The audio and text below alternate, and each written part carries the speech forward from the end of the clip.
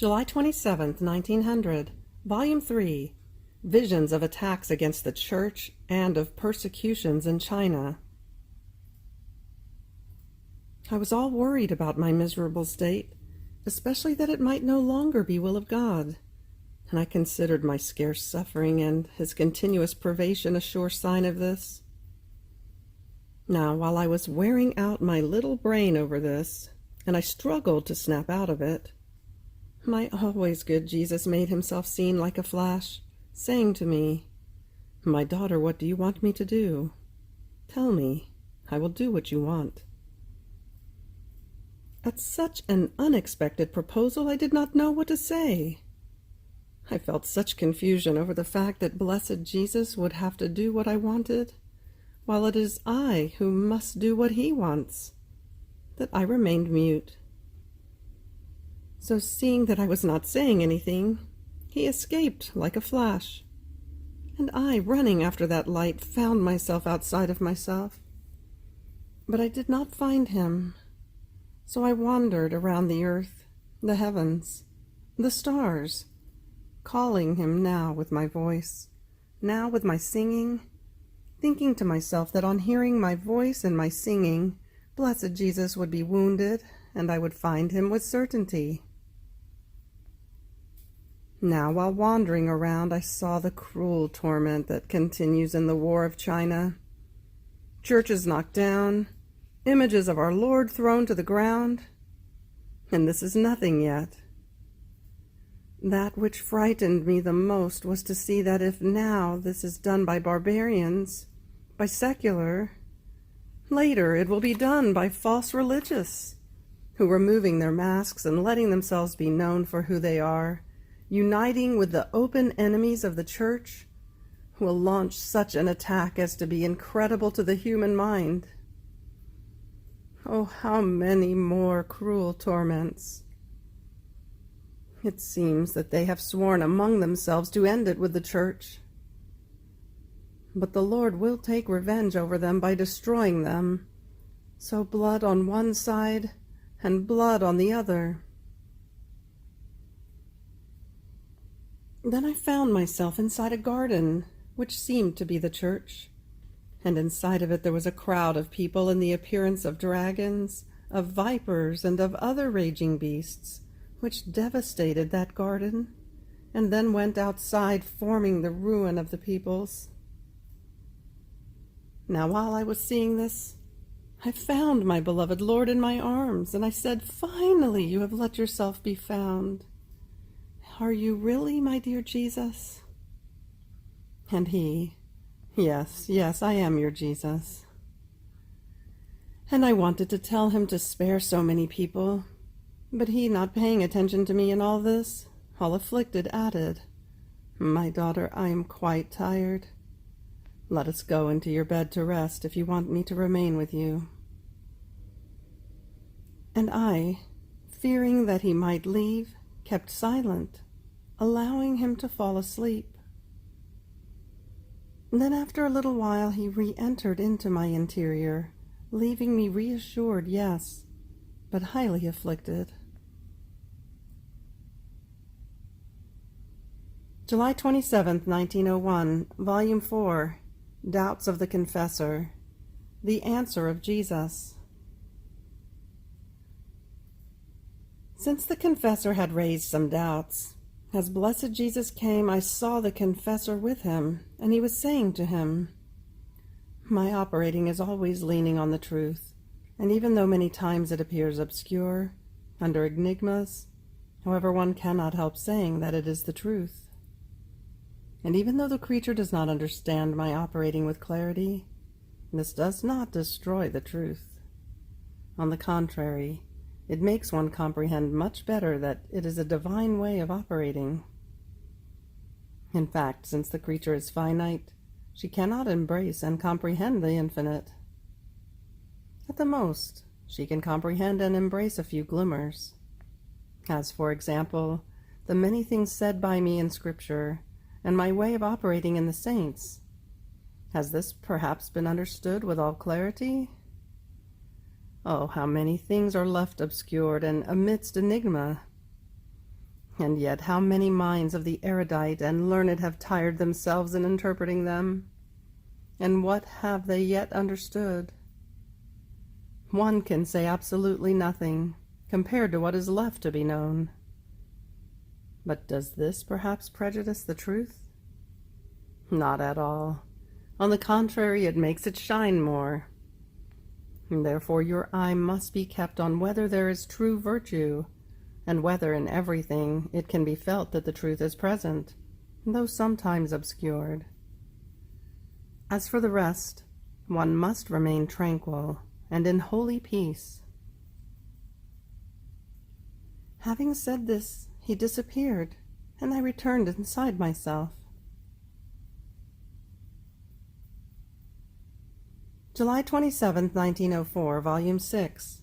For one who truly loves God, all things are divine will. Everything must be sealed by love. As I was in my usual state, my adorable Jesus came out from within my interior, and holding my head up, for I was very tired because of the long time waiting for him, he told me, "My daughter, one who truly loves me, in anything that happens to her, internal and external, devours everything as one single thing, which is the divine will. Of all things, none seems strange to her, as she looks at it as a product of the divine will. Therefore she consumes everything in it. So her center, her aim, is only and solely the will of God. She always goes around within it as though inside a ring, without ever finding the way out, and making of it her continuous food." Having said this, he disappeared. Later, as he came back, he told me, "Daughter, let everything in you be sealed by love. If you think, you must only think of love. If you speak, if you work, if you palpitate, if you desire, if even just one desire which is not love comes out of you, restrict it within yourself, convert it into love, and then give it the freedom to go out." And while saying this, he seemed to be touching my whole person with his hand, placing many seals of love. July 27, 1906, Volume 7. In the cross, Jesus dowered souls and espoused them to himself. This morning, as my adorable Jesus made himself seen embracing the cross, I thought in my interior, what were his thoughts in receiving the cross? And he said to me, "My daughter, when I received the cross, I embraced it as my dearest treasure, because in the cross I dowered souls and espoused them to myself. Now, upon looking at the cross, at its length and breadth, I rejoiced because I saw in it sufficient dowries for all my spouses, and none of them could fear not being able to marry me, because I held in my own hands, in the cross, the price of their dowry. But with this condition alone, that if the soul accepts the little gifts I send to her, which are the crosses, as the pledge of her acceptance of me as her spouse, the marriage is formed, and I give her the gift of the dowry. If then she does not accept the gifts, that is, if she is not resigned to my will, everything is undone, and even if I want to dower her, I cannot, because in order to form a marriage, it always takes the will of both sides. And since the soul does not accept my gifts, it means that she does not want to accept the marriage."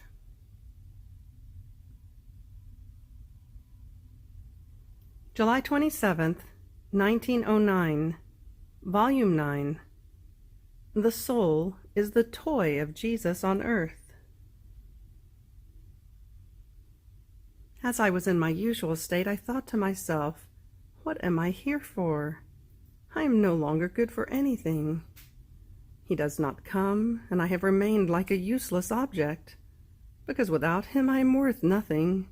I suffer nothing. So why keep me on this earth any longer?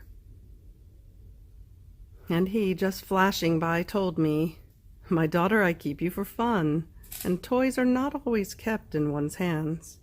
Many times they are not touched even for months and months. But in spite of this, when the owner of that toy wants it, it does not cease to form his amusement. Do you perhaps want me to not have even one toy on earth? Let me amuse myself with you on earth as I please, and in exchange I will let you amuse yourself with me in heaven." July 27th, 1923, Volume 16. Jesus formed in his most holy mother the deposit of all the goods of the Incarnation and of his own life. In the same way, he forms in his little daughter the deposit of all the knowledges and goods of his will. This morning my sweet Jesus made himself seen in a marvelous way. He was standing upon my heart. He had placed on it 2 bars, above which he had formed an arch. In the middle of it he had fixed a wheel with 2 ropes, one to the right and one to the left, and a little bucket hanging from it.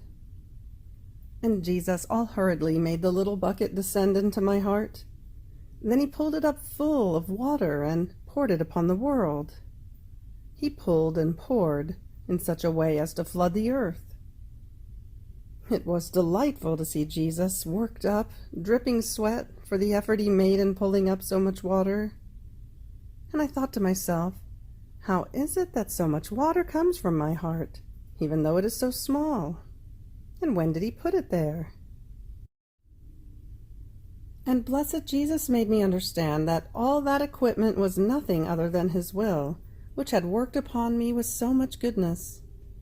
The waters he was pulling up were the sayings and the teachings on his adorable will, which he had placed in my heart as though in deposit. And wanting to water the church in order to give her the knowledge of his will, which is more than water, he pulled it up, so that it may be fulfilled as he wants. Then he told me, "My daughter, this is what I did in the Incarnation. First I placed in my dear mamma all the goods which were needed in order to descend from heaven to earth, and then I incarnated myself, forming the deposit of my very life. This deposit came out from my mamma as life of all. The same will be with my will. It is necessary that I make the deposit of the goods, the effects, the prodigies, and the knowledges it contains. Then, once I have formed the deposit in you, it will make its way and will give itself to other creatures. Therefore, see, everything has been prepared. The deposit is almost complete. There is nothing left but to dispose the first ones to receive it, that it may not remain without its fruit." July 27th, 1929, Volume 26. How the kingdom of the divine will and that of redemption have always proceeded together. How Jesus formed the materials and the buildings, and nothing else is needed but the peoples. I was doing my round in the creation to follow all the acts of the divine will that it had done in it, and as I arrived at the point in which the Supreme Being created the Virgin, I paused to consider the great portent from which redemption had its beginning. And my sweet Jesus, moving in my interior, told me, "My daughter, the redemption and the kingdom of my divine will have always proceeded together. In order for redemption to come, a creature was needed who would live of divine will, as Adam innocent lived in Eden before sinning, and this with justice, with wisdom, for our decorum, so that the ransom of fallen man would be based on the principle of how the order of our wisdom created man. Had there not been a creature in whom my divine fiat had its kingdom, redemption could be a dream, not a reality.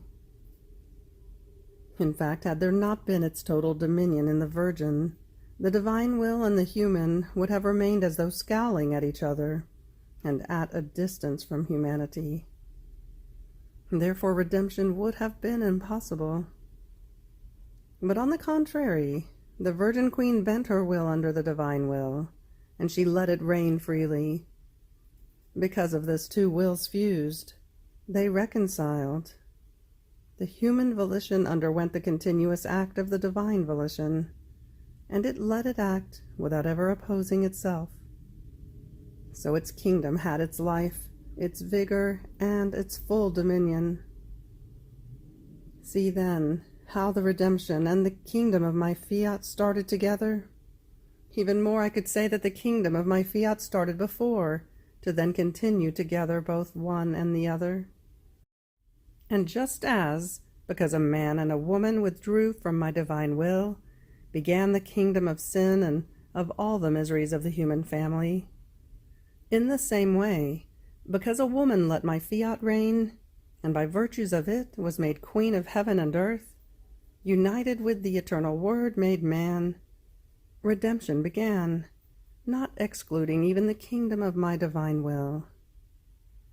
Even more, everything that was done by me and by the height of the sovereign Queen of heaven is nothing but materials and buildings that prepare its kingdom. My gospel can be called vowels, consonants that, acting as trumpeters, called the attention of the peoples to await some more important lessons that were to bring them a greater good than redemption itself. My very pains, my death and my resurrection, confirmation of redemption, are preparation for the kingdom of my divine will. They were lessons more sublime, and made everyone stand at attention, awaiting yet higher lessons.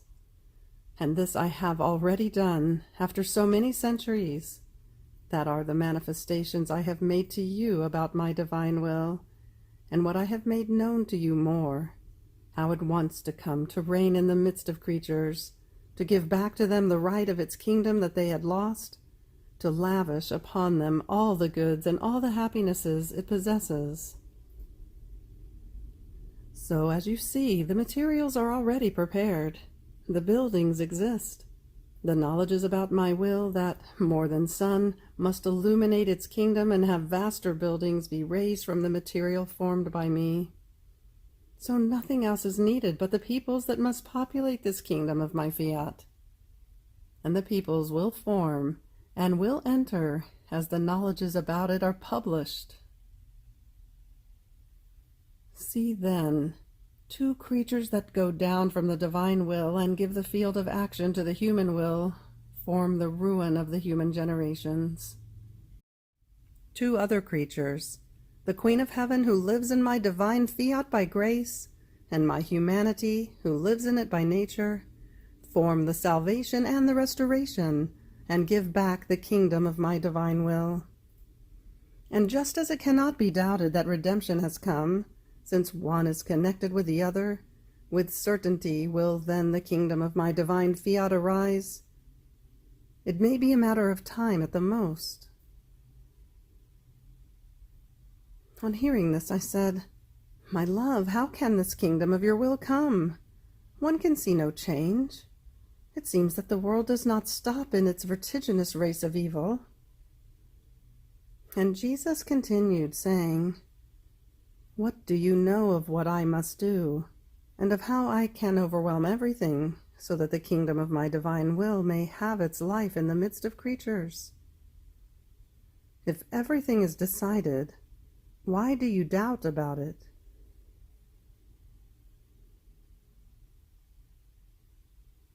July 27th, 1931, Volume 29, The Great Evil of One Who Does Not Do the Divine Will. Most interesting example of Adam. My abandonment continues in the holy divine volition, and I comprehended the great good that my little soul felt in living at the mercy of a will so holy. It has such jealousy. It loves her so much. It takes charge of everything, even of the littlest things of this creature. So much so that it seems to say, Nobody touch her, and woe to those who might dare to. So I was thinking, it loves me so much. And have I ever had the great misfortune of opposing a will so lovable and adorable? I strongly doubt, especially in this last period of my existence, in what I have gone through, that there haven't been some fractures between my will and the divine will. And while my poor mind was afflicted by the sad doubt, my sweet Jesus, unable to bear seeing me anguished, all goodness told me, "My good daughter, courage, banish from your mind any doubt and anguish, because these debilitate you and cause you to break the flight toward that will that loves you so much.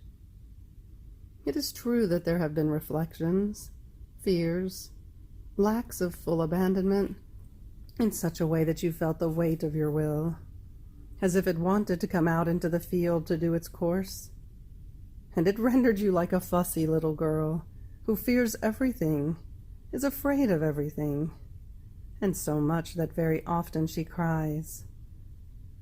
And I held you tightly in my arms to sustain you, and more than ever I watched over your will to keep it safe.